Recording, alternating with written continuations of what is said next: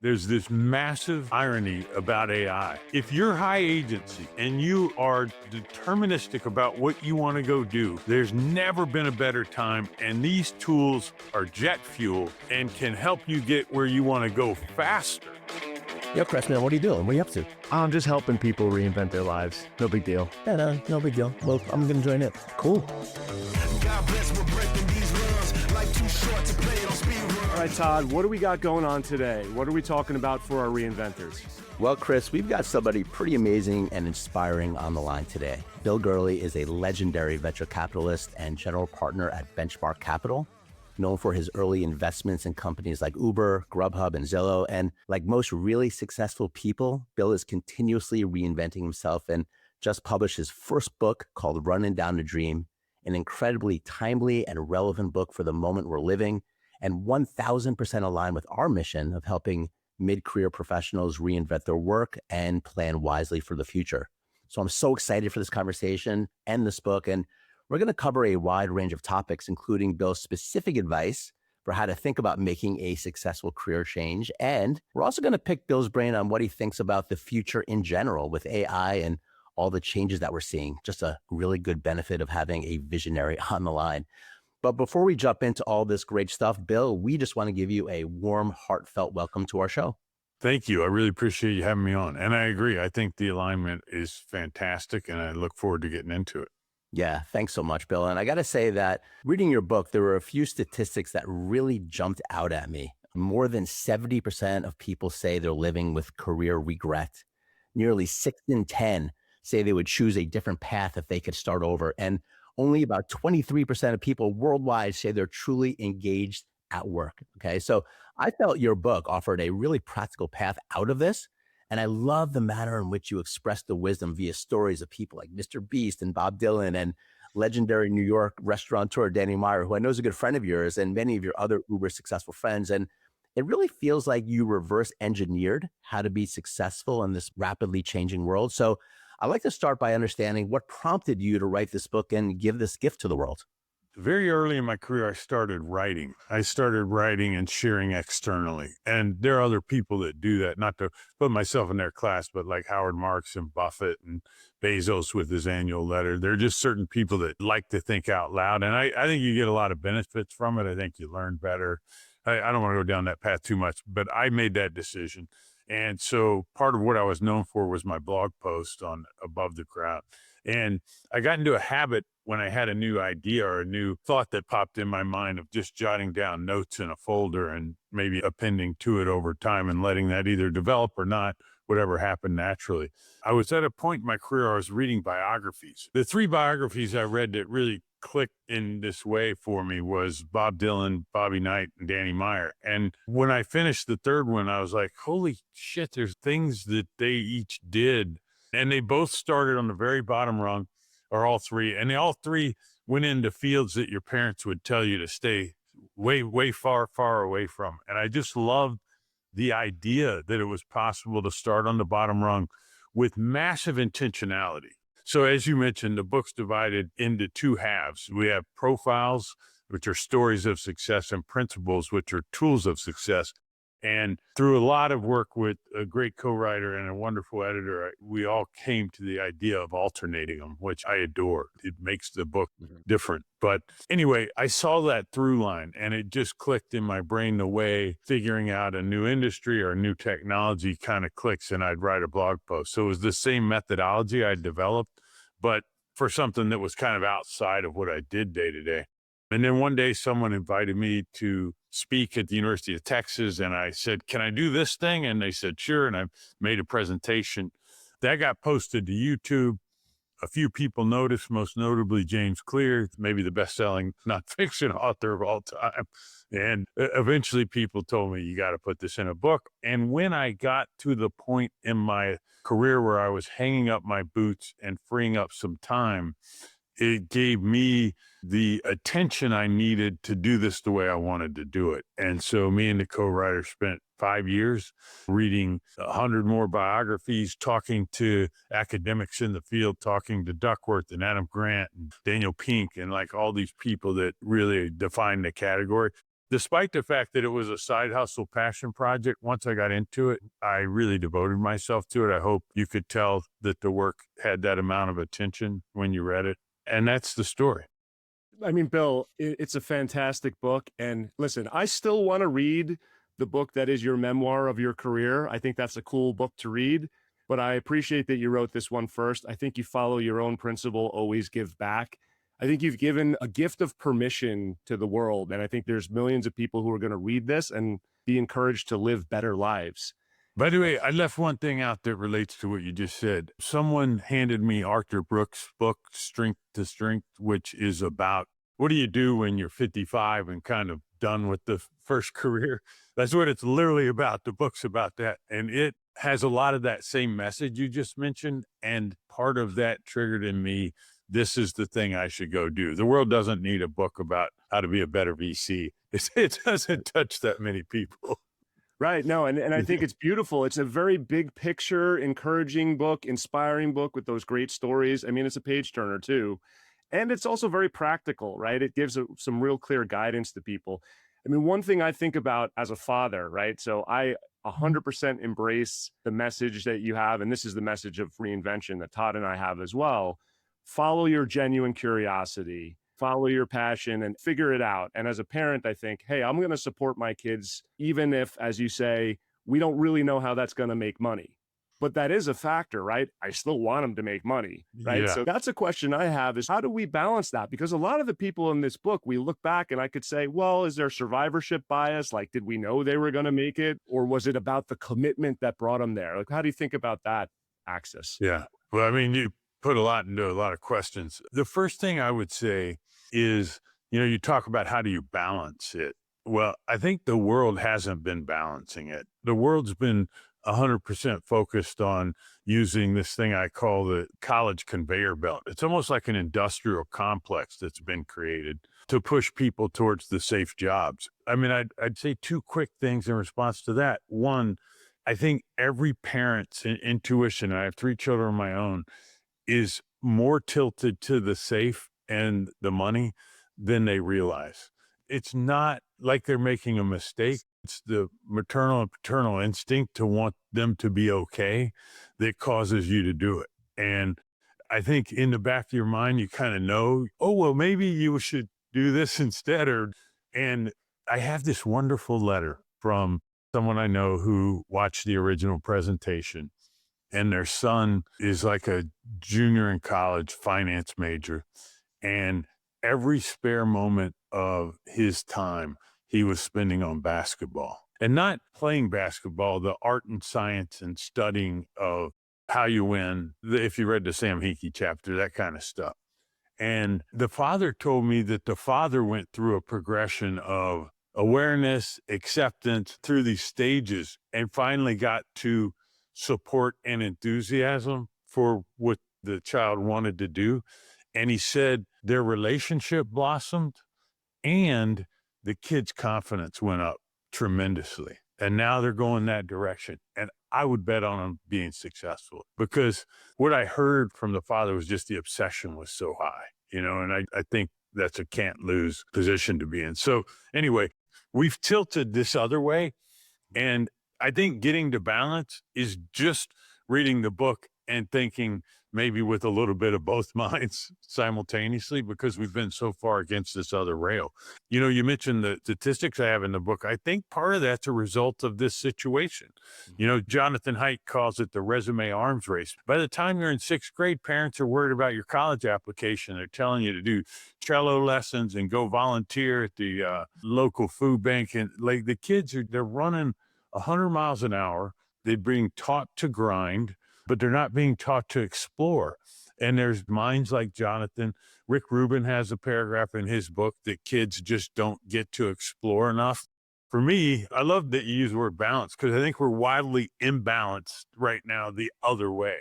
And once people have this idea in their brain that they maybe could be more supportive, I discovered this wonderful anecdote after I wrote the book, so it's not in the book, but in McConaughey's book, Green Lights, he comes to this moment at the University of Texas where he wants to abandon the law track he was on and go to film school.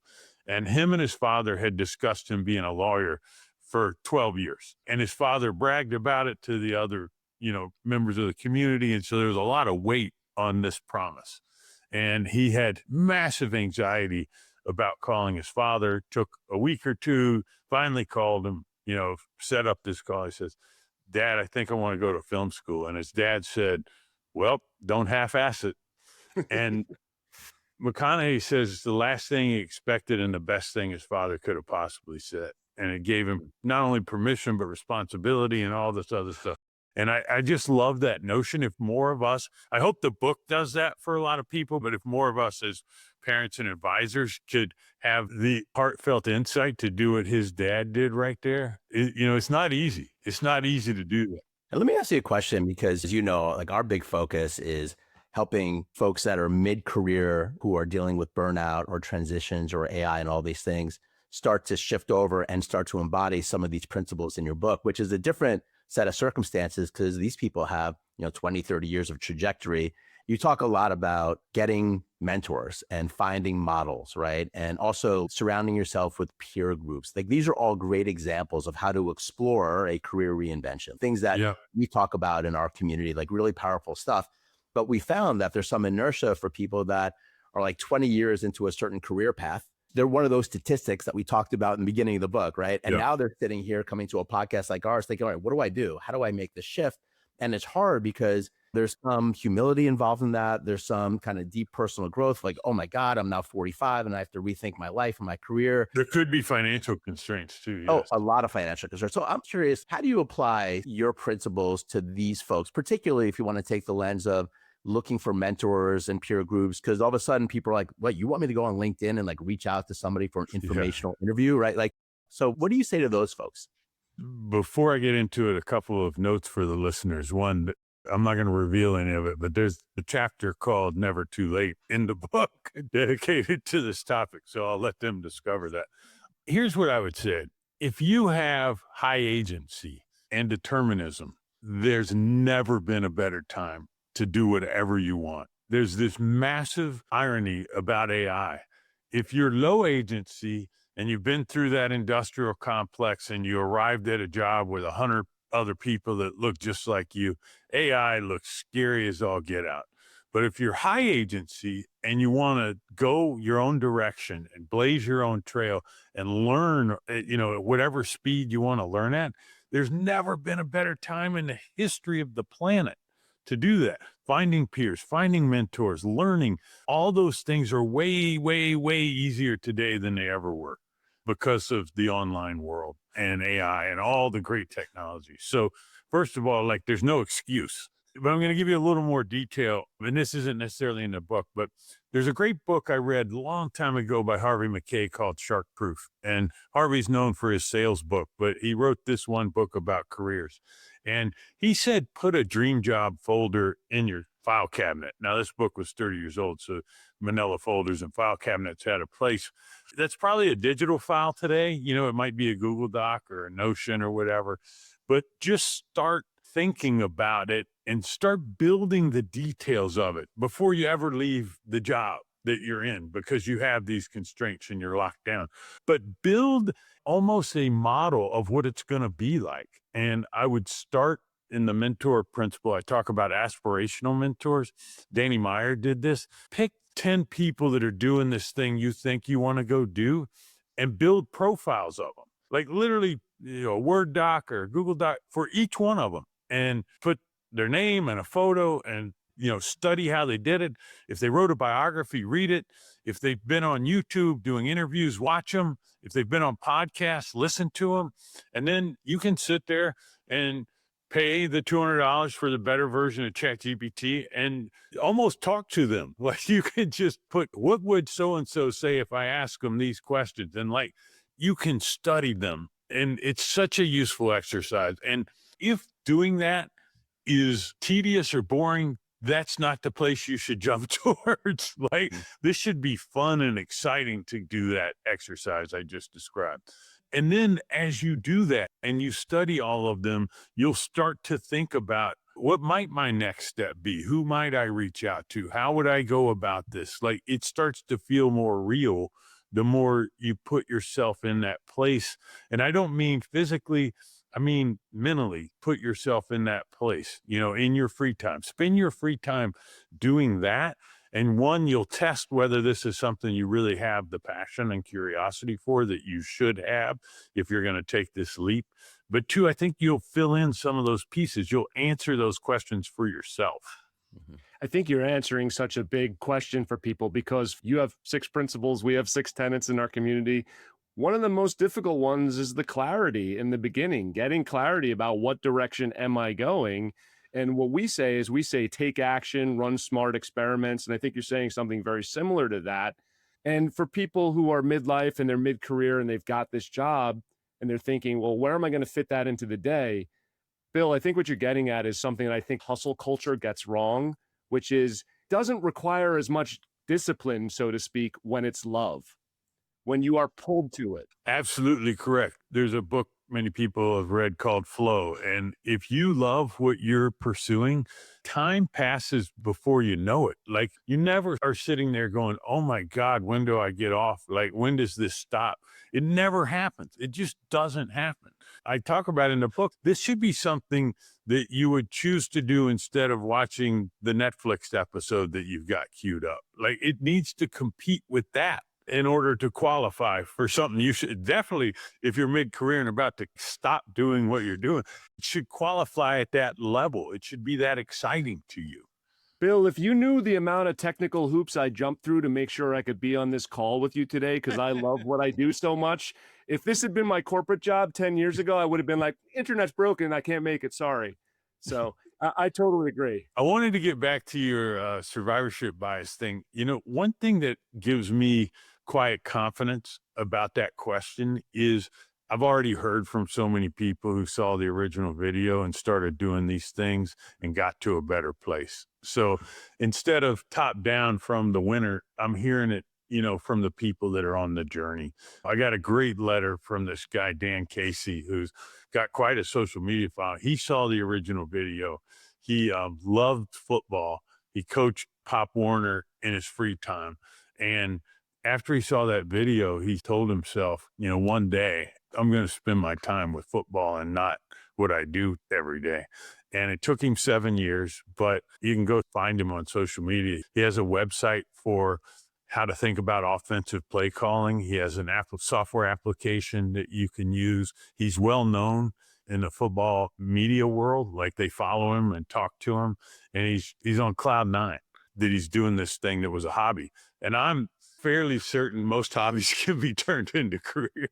This is exactly what we talk about, getting clarity. And you said it in the beginning of the book, that's actually the hardest part, is actually finding that fascination. And you made some recommendations of other books, which I love that you did that, because it's like, spend time getting clarity, spend time getting that vision, because that's what's going to drive everything else. One thing that I think is super important, especially for younger people, and this gets at the issue that some of your listeners run into, it's okay to change careers. It's just okay. And many people do. Yeah, if you get 10 years post-college, over 50% of people are no longer in a job related to their major. And I think it's like a sunk cost aversion. We spent so much time, K through 12, 4 years in college, maybe a master's, and you're like, I can't leave this. I've invested in it. But that's not what people do. You're putting that mental block on yourself, that's sunk cost. Like you've seen in the book, I use this phrase, life is a use it or lose it proposition. Like you're going to keep doing that till you die just because you've had those previous investments. It doesn't matter. Like you need to optimize the many years you have left on this planet. And that's all that should matter. Not what you did in the past. I say that all the time on this podcast. This life is a blip in the matrix. And that's why I love this book, because it's a wake up call to say, yes, that is true. So what can I do? And you mentioned another phrase that you use at Benchmark, and I'm going to quote you: good judgment comes from experience, which comes from bad judgment. I'm curious what you mean by this. And given what we've been talking about today, like how does this apply to, let's say, a mid-career professional that's looking to reinvent their career and listening to this conversation? Yeah, I mean, the saying is what it means, like, especially in venture, like you make a ton of mistakes. And part of the message is don't get hung up on the mistakes. That's the pathway towards wisdom. Like you're making your way there. The corollary to that, which is super important around mentors and peers, if you can hear about that mistake from someone else that created the experience and not have to live through it yourself, that's really intelligent. So learn as much as you can from others so that you don't have to learn the hard way, even though learning the hard way is actually more indelible in your brain. I think the venture capital lens is really interesting, right? Because if we look at it, like I know that I was held back for so long by this idea that I always had to get everything right. You know, I've said to Todd a bunch of times in this podcast, biggest mistake I ever made was getting good grades as a kid because everybody put me on that conveyor belt. And I think venture capital is one of those things where you can look at it and say, you only have to get a certain fraction of bets right. You don't have to get a lot right, but you got to get the ones that you get right, you get them really right.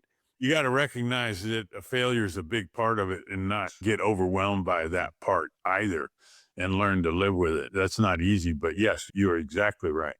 I think the resilience factor here, and especially for our mid-career professionals who are looking to reinvent, I think there's a pressure that we might feel to say, hey, I'm 45, I'm 50, whatever it is, I got to get this right. And that's not the right energy. I think it's a little counterintuitive where you have to hold it loosely and experiment a bit. And Bill, you said you went through a few phases yourself. And what we tell our people is you actually tap into your experience. It's not like you're reinventing anew. And I think that is something that you did in your career too, right?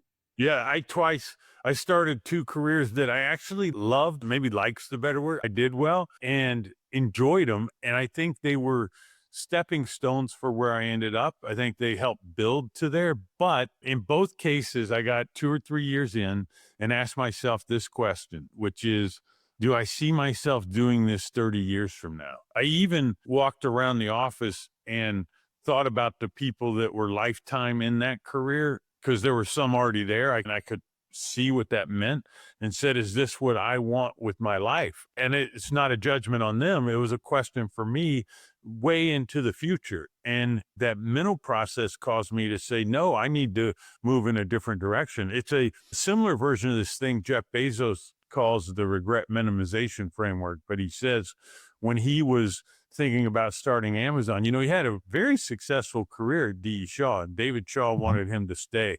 And he told himself, when I'm 80, what advice would I give myself about this decision I'm about to make?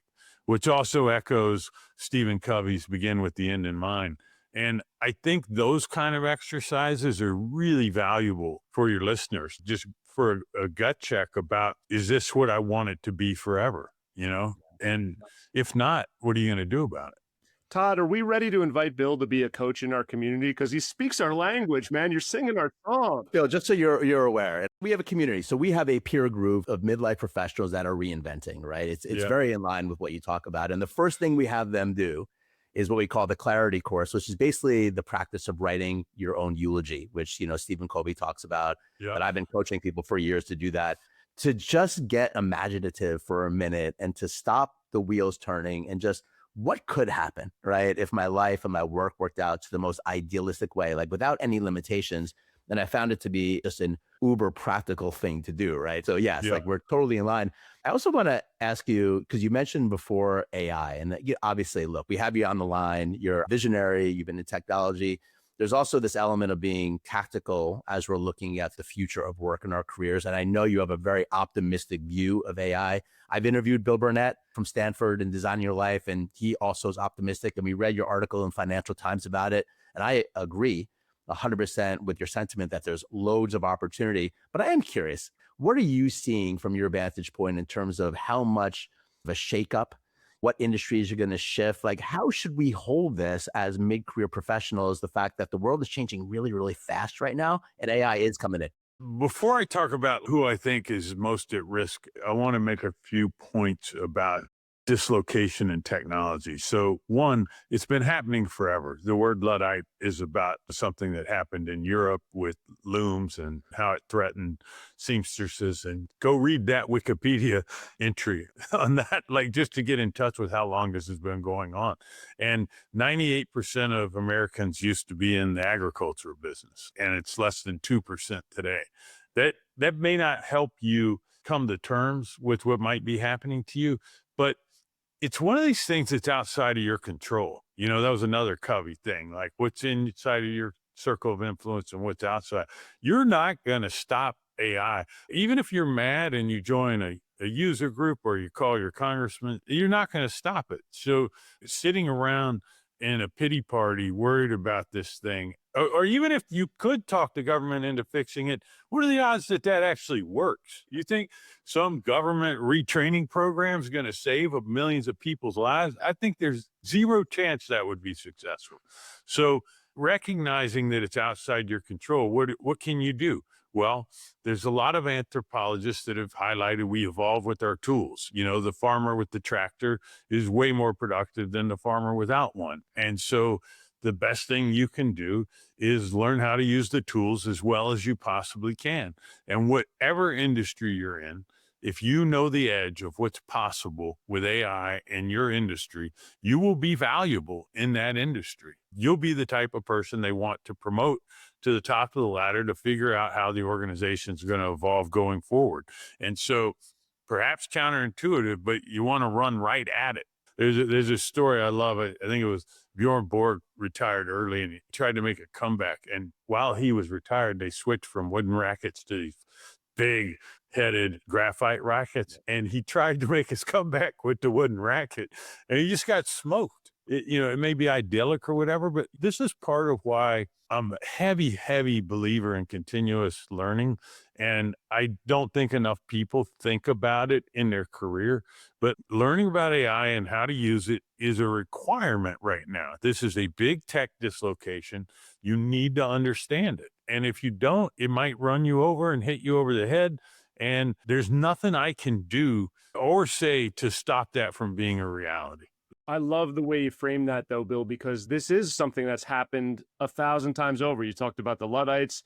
People thought the printing press was going to be like the end of society, right? So it's happened many times. And yeah, this feels like a singularity, and this is a very big impact.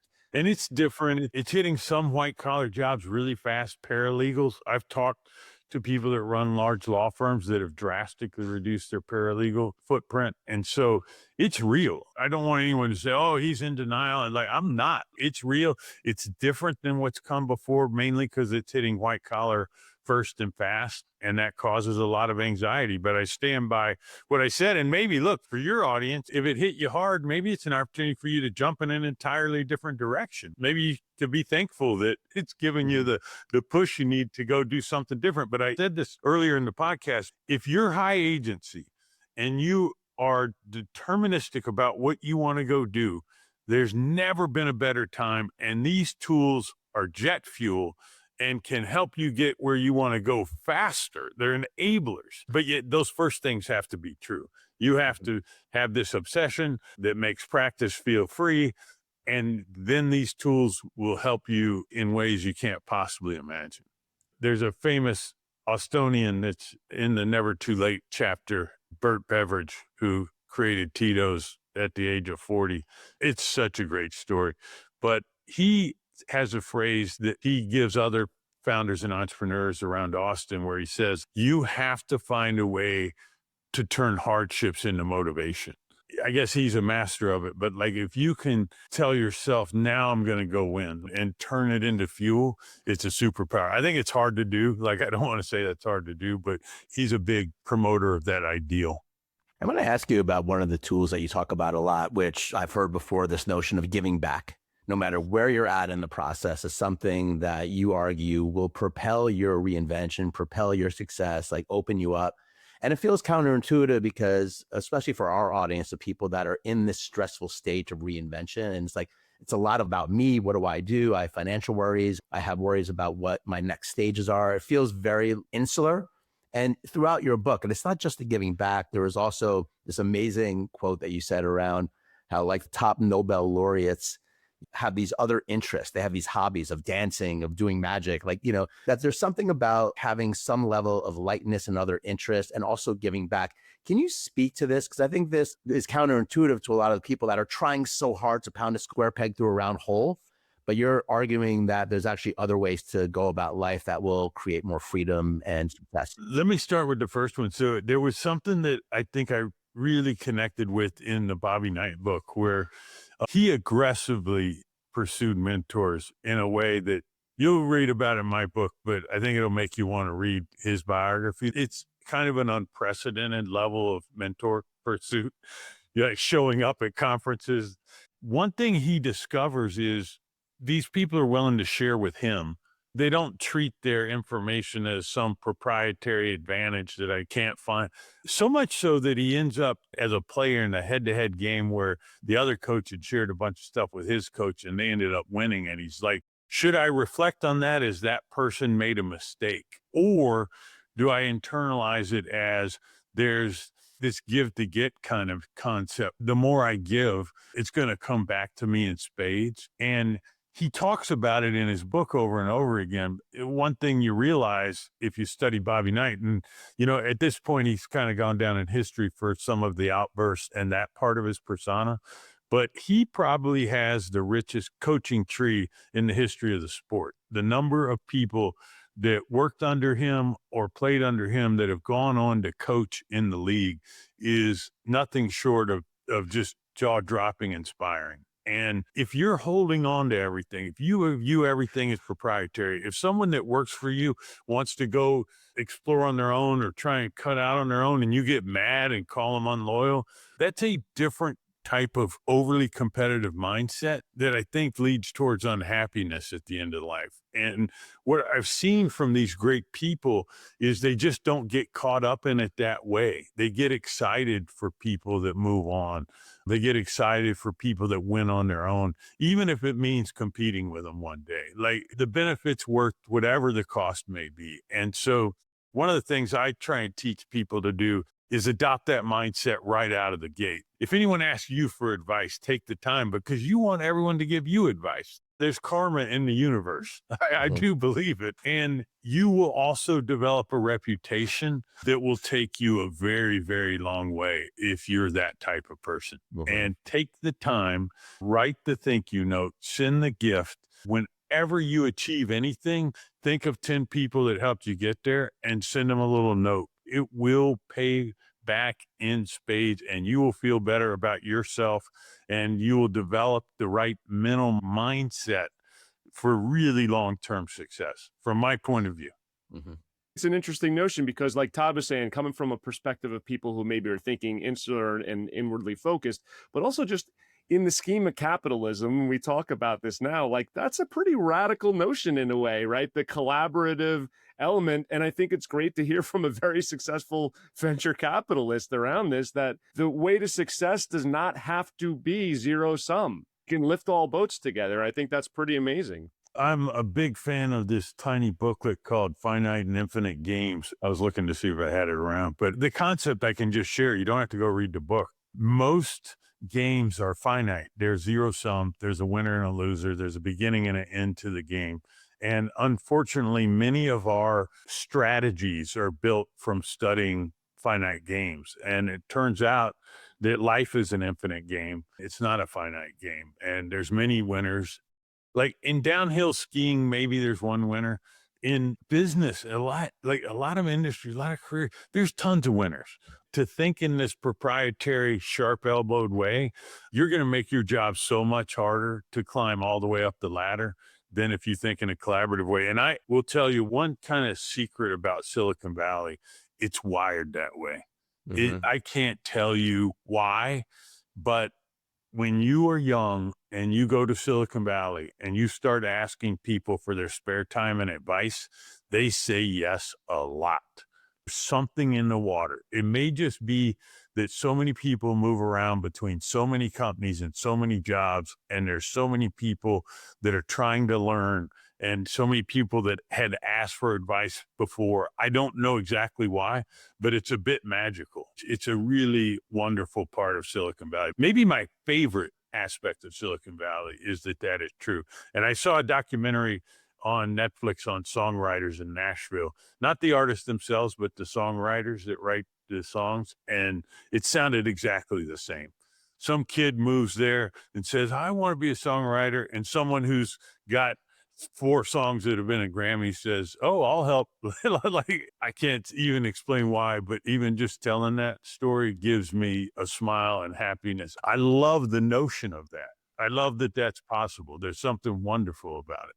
Yeah, it's like kismet. There's just something energetic about it, that we're all human. We're all in this together. And as we're coming to a close of this interview, because Bill, I mean, I'll be honest, we could talk to you for like 3 more hours and just pick your brain on every word of the book. I hope you can feel how resonant this is for us and how excited we are for you and your book. And we hope that this goes out far and wide. And I just want to end on that note, this notion of like create a culture of rooting for other people, you know, of rooting for everyone in your life to be successful.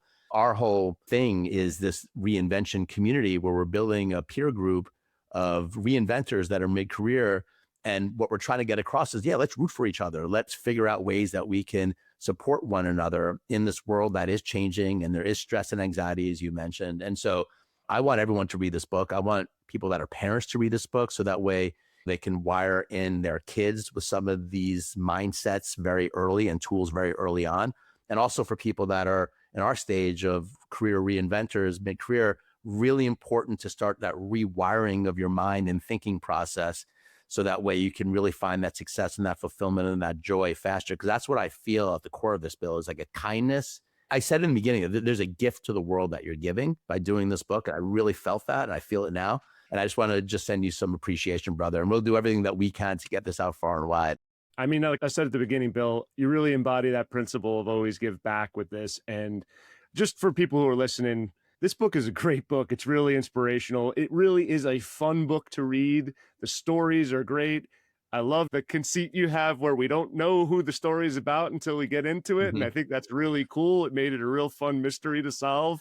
I solved 1 or 2, but it's pretty great. And real page turner, really enjoyed it. And really, I think it's a life changer. I think it's going to become a sacred text of reinvention for our community, for sure.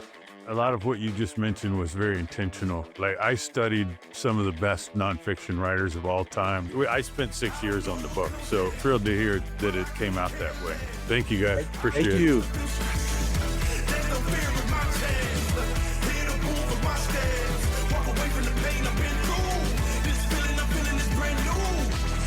Moment I break